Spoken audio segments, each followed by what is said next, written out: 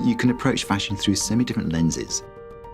I studied anthropology at university, and what I gravitated to most within anthropology was the anthropology of dress.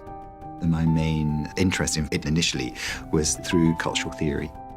So that really was my first way into fashion. The Museum of Costume Art was founded in 1936.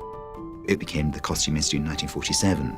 It's a fashion institute rather than the Costume Institute, really, because we collect Western high fashion.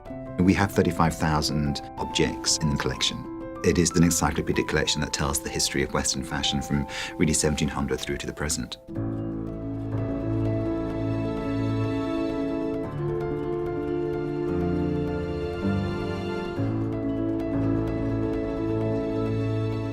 When it comes to looking for a masterwork, it's looking for a garment that reflects the ideal silhouette of that particular period. This is a mantua that originally started off as informal dress and evolved into court dress. It's one of the most extreme versions that we have. Its panniers measure 55 inches, almost 6 feet. So they became known as elbow panniers. You could rest your arms on them. And women would enter the door sideways. That was part of her social standing, but also of a woman's grace, how she could handle herself. And obviously in the 18th century, in the evening, it was candlelight. So the idea of having silver brocaded into the dress reflected, it was part of the aesthetic and sensory appreciation of fashion in the 18th century. We are very well represented in 18th and 19th century dress. So from the mid-19th century, designers who've had a lasting impact, Charles Frederick Worth. This is a dress designed by the House of Worth. It dates to 1898. And we always call it the Garden Gate because of the effect of the black velvet on the satin has the illusion of ironwork. It's probably the most extreme corset that was designed. Mainly designers who try to abstract and idealize the female body gravitate towards Worth as inspiration. So you think about people like Dior, Galliano, McQueen. This is a piece that was in McQueen's spring 1999 collection that was called Number 13. I think McQueen was very rare among artists where he's able to generate and create a visceral reaction from the audience. It was based on the Victorian arts and crafts movement and was a play on the tension between the idea of man and machine. It's made from birch plywood. It molds to the body of the wearer. And it also had a very sort of stained glass sort of feel to it when the light shone through it. McQueen would always say that he didn't care if people liked his shows or loathed his shows. He just wanted a reaction to them. And in the Costume Institute, our challenge is to come up with an idea and a way of displaying fashion in a way that's new and innovative, that will make people think about fashion differently and the display of fashion differently.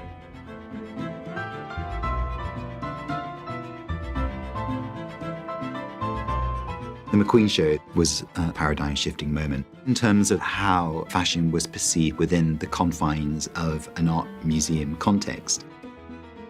I think the audience makes or breaks the exhibition. And it was the audience that made the McQueen exhibition. It was accidental in a way. It was, I think that people responded to the extraordinary affecting presence of the clothing they saw.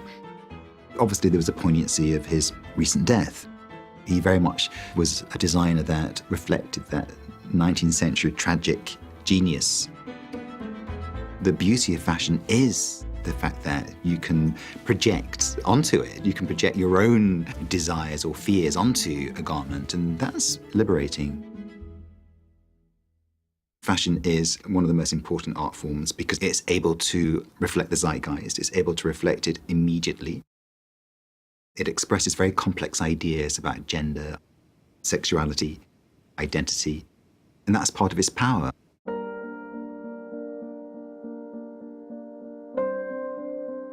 I deliberately, after McQueen, wanted to focus on 2 women designers. It was a fictive conversation between 2 feminists, which is one of my favorite shows that I did. The Schiaparelli Prada show was about the ugly aesthetic and was about looking at those challenges to those normative conventions of beauty.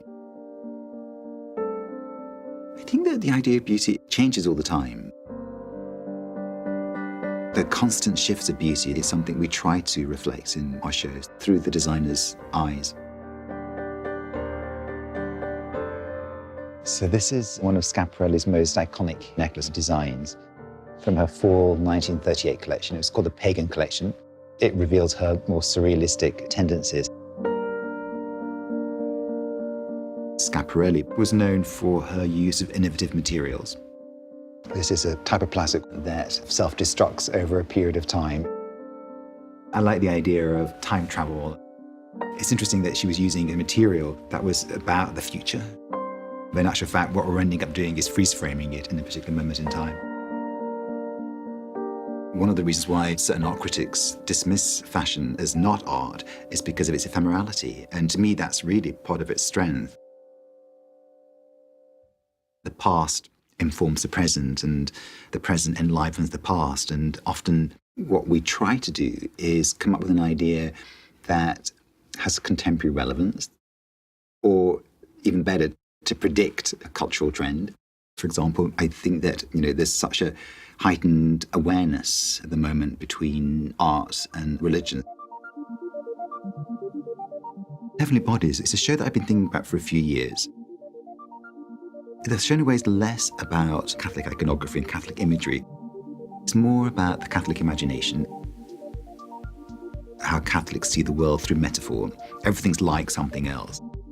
So the show's fundamentally about creativity and about how the designers in the exhibition, the majority of which are Catholic, how they approach their own creative practice. And that to me has been very surprising, because as a curator, you're always interested in what drives a designer's, an artist's imagination. And I never thought really it was religion. And when you speak to people like John Galliano, Jean Paul Gaultier, or Pier Paolo, it came as a surprise to them almost that Catholicism was such a defining aspect of their creative endeavors. We very much wanted the show to be almost like a pilgrimage. The idea is to start with the liturgical vestments from the Vatican at the Fifth Avenue site. And then the fashions in the cloisters are really focusing more on the monastic orders and the sacraments. Working with the Vatican was absolutely extraordinary, and I probably went there 10 times in total. The only stipulation they made was displaying their pieces separate from the fashions. The Vatican wanted the objects just to be seen and experienced on an aesthetic level. Aesthetics is really such a powerful way of connection. This is really one of my favorite pieces in our collection. Sentimentally as well, it's one of the first pieces that I acquired for the museum. It's from John Galliano's fall 2005 collection for Dior Haute Couture. This one's called Lucky, named after one of Dior's muse mannequins.